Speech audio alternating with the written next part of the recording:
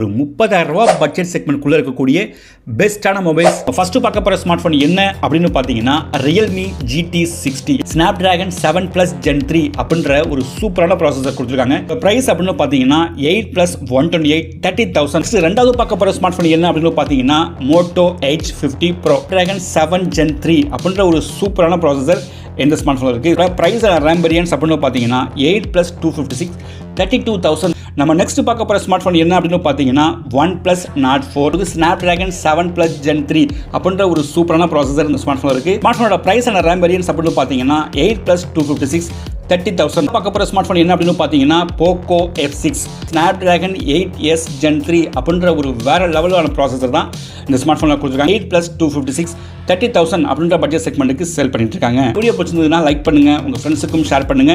இது வரைக்கும் நம்ம சேனலை யாரும் சப்ஸ்கிரைப் பண்ணாமல் இருந்தீங்கன்னா மறக்காம சப்ஸ்கிரைப் பண்ணிக்கோங்க. தேங்க்யூ.